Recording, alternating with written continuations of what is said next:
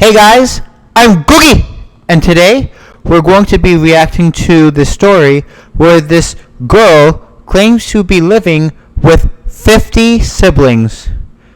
Which, well, how is that even possible? When you think of any given house, how do you even fit 50 people in there full time? So let's get into the story. Hi, I'm Flora from Austria, and my house is a freaking torture chamber. Mom recently decided to adopt 10 cats, and they've been shedding everywhere. And also, we live next to a crazy old lady who always screams at midnight because she's convinced it's the devil's hour. So then, does this lady wake up at midnight just to scream, or does she just sit there and wait for it to be midnight to scream about how it's devil's hour? And also about the cats, like how does your mom pick up a new cat every time she sees a stray cat? And where do you live where you're able to find a stray cat very often? I mean, I know once or twice, maybe on occasions, you find stray cats, but 10? How do you find 10 stray cats? And how do you find one on a very regular basis as well? I lived with my parents as an only child, except I don't understand why they even had me in the first place. Oh, so she doesn't have 50 siblings anymore. Wait, but so the title says that you had 50 siblings, but now you say that you're an only child. I mean, these stories just don't add up. Transferred to my school who were twins named Jan and Matilda. The sister seemed nice, but from the moment Jan sat in class with me, he kept staring at me like I had 3 heads. And wherever I went, he always seemed to be nearby, like he was following me. At one point, Jan came up to my locker. "What's your problem, man? You've been stalking me all day." "I know. I've been watching you all day."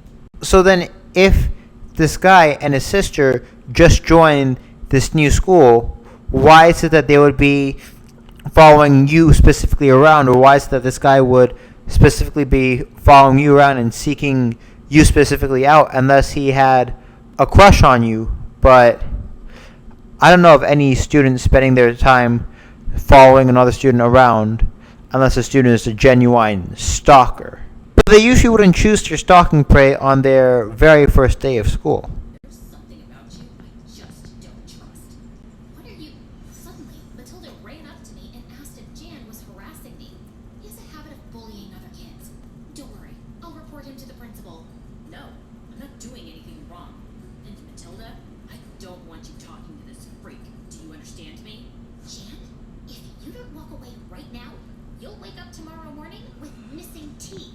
Jan So did Jan's sister bring a wretch just to pull out his teeth, or just to threaten pulling out his teeth if he doesn't leave his girl alone? I mean, which student brings a wretch to school and then says, "Oh, I'm gonna pull out your teeth if you don't leave my friend alone"? I always told Matilda I planned on running away from home someday, and one night she took that statement seriously. At around 1 a.m., Matilda texted me a random address and said to meet her right away. I arrived at an empty parking lot, and Matilda told me she was waiting for a helicopter to come pick her up. Oh, hold on. But looks like this lady was in maybe middle school, high school, or school in general, like as a school child. So is she literally just waiting? What about her sleep? Wouldn't she have to catch sleep for the next class tomorrow, or the class the next day? I mean, usually when people are in high school, they might sneak off to go to a party with their friends, or go to a party at a friend's house and drink some alcohol, or maybe they might wake up in the middle of the night to go on their Xbox and play some video games. But to meet up in a random park? And then also, where does this helicopter come from? I mean, it doesn't look like Matilda has enough money to pay for a helicopter to just come and pick them up, and the helicopter comes at a random park? I thought you'd have to have it at a helipad or maybe an airport, but a park of all the places. How do they even ensure safe landing where nobody gets hurt? Copter? What are you talking about? Flora, I've been wanting to tell you about this for a while. Do you know what a second family is? You know, a mom and dad you secretly stay with whenever you need a break from home? What? No, I've never heard of that. What is that? I'll explain later. Anyway, I have a second family that lives on an island. They're billionaires. The island is only an hour away, and sometimes they send a private helicopter to pick me up. You said you've been wanting an escape from home. Okay, but even if her second family was sending her a helicopter to come pick her up, and she was able to invite her friend, how would she know the second family? How would she know the second mom and dad? Where's the connection? How does she even meet them or hear about them? But also, if you said secretly, how is it that she knows about it and only she knows about it, but then somehow her parents and her brother don't know about this second family? And also, what about the time you go missing? If you're staying overnight at this secret family, wouldn't your parents wonder where you are? Especially if you're not there to show up for school. I mean, if you take a helicopter ride, then, it's not pretty close. And you also have to take into account the fact that, like, when you're planning on returning, so then you make it to school the next day, unless they completely plan on ditching school, which wouldn't exactly work out because the principal would notice, people would notice, and then her parents would notice that she's not at home either, so. My second family runs a secret charity organization. They let depressed kids stay at their mansion whenever they need an escape from their lives. I found out about it at my old school. My second mom was my guidance counselor, and she told me about it. How come they have to keep it a secret? Okay, so if this lady was a billionaire, then she probably wouldn't be working in the school as a guidance counselor. Also, how does she even take care of all those depressed kids who are staying in their house? I mean, the only way I can see this lady being a guidance counselor, somehow if the dad was a businessman, or maybe they retired and she's a guidance counselor. But wait, I thought that school counselors, they can't invite students over to their house. The parents aren't going to let me stay at some stranger's house. I have to sneak out or tell them that I'm sleeping over at a friend's house. At that second, Matilda pointed to a bunch of teenagers swimming in the ocean and laughing. These were all guests of Matilda's second family? She then led me inside where her... Oh, so a bunch of teenagers are just chilling and lounging in the ocean when it's after 1 a.m. My own bed, my own laptop, and the walls were covered with MSA posters. Matilda told me how much you love my story animated. I'm so glad you're staying with us, sweetheart. As if the story didn't sound fabricated enough, someone has my story animated posters all over their bedroom. I mean, I didn't know you can order my story animated posters. If that's really the case, let me just check their description. Let's see if they have it.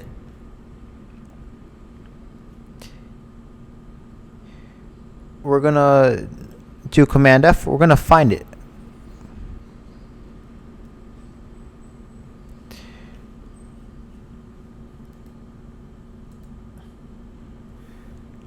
Oh.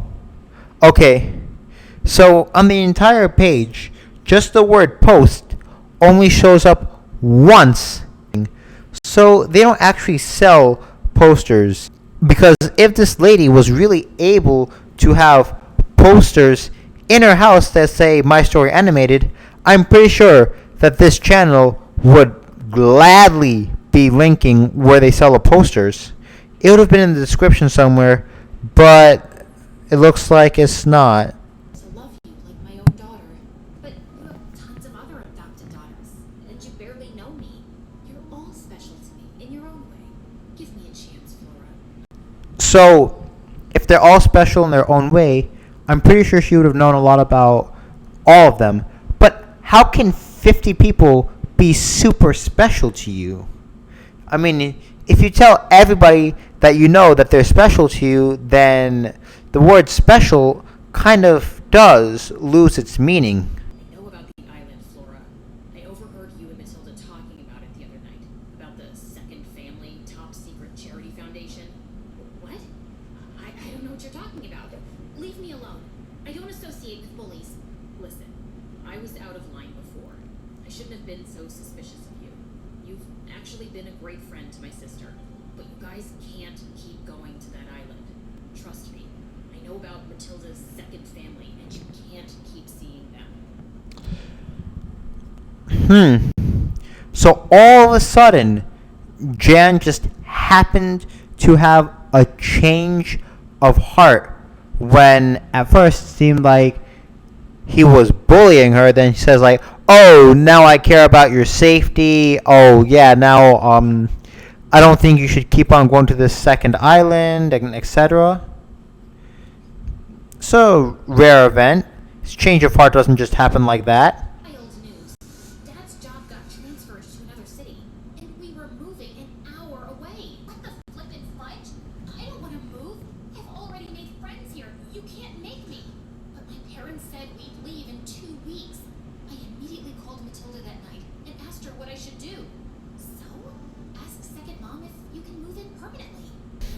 Okay, so even if she was able to ask the second mom if she can move in permanently. Wait, but didn't she just say that a bunch of other teenagers were living there and everybody had their own bedroom and etc.? So, in the event that there were...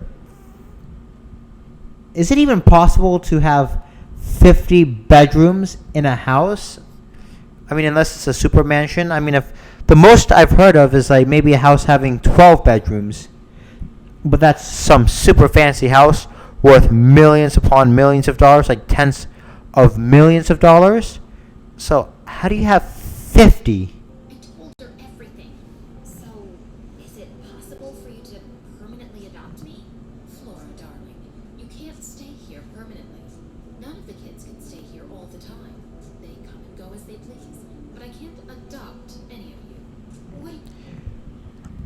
I don't know unless they have a rotational system, but even then, how they decide who stays, who doesn't, like, and when people come and go, unless they say, oh, you can come and go as you please. This is like first come, first serve. So then people can come there, and then there might not be any bedroom for some people, or like some people wouldn't even have a place to sleep. And when we got back to the parking lot, I froze when I suddenly saw Jan waiting for us. Mom and Dad drove over here with several cops, Matilda.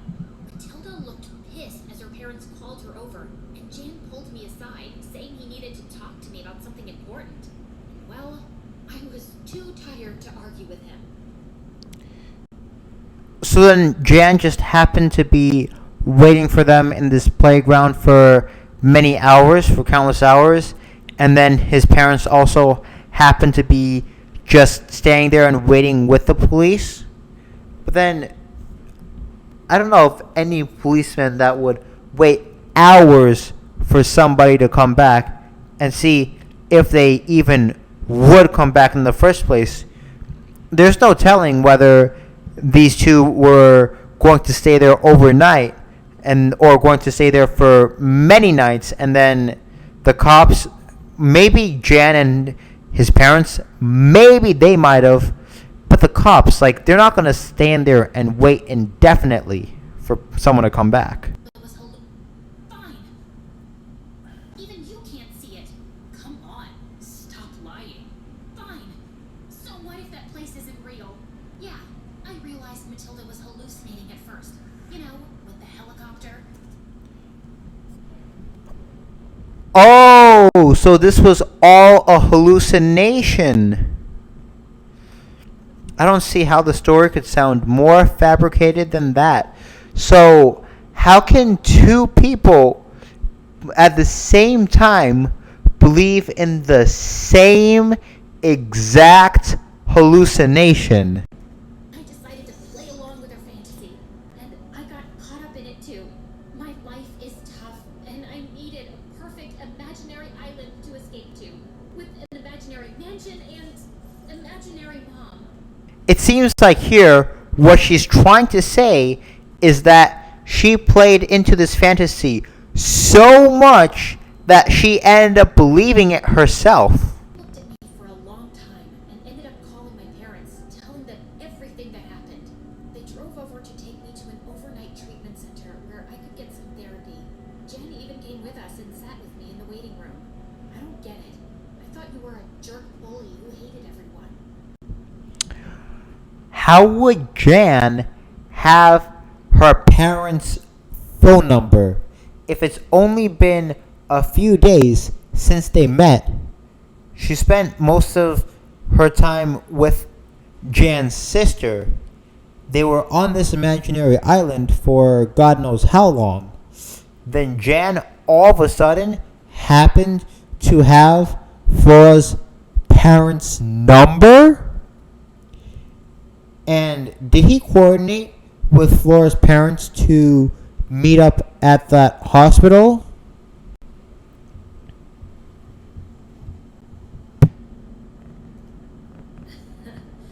I never bullied anyone. Before we knew Matilda was mentally ill, she'd tell me about her imaginary friends who were being mean to her, and I thought they were real. One time, she told me about a girl with blue hair and blue eyes who was harassing her, and she lived in our neighborhood. I thought that was you, so I... But then, at the beginning of the story, the narrator just said that that was Matilda and Jan's first day, that they were new to the school. So your sister just happens to have some preconceived notion of someone in the school that you've never been to before who was kind of mean to you? Really?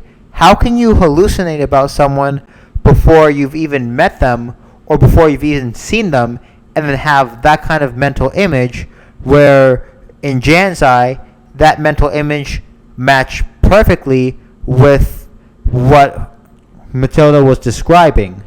We had no idea you were feeling this way. And I never meant to make you feel like you weren't good enough. Your mom and I were struggling a lot with money, and we were stressed a lot of the time. So I was angry most of the time. We love you, sweetie.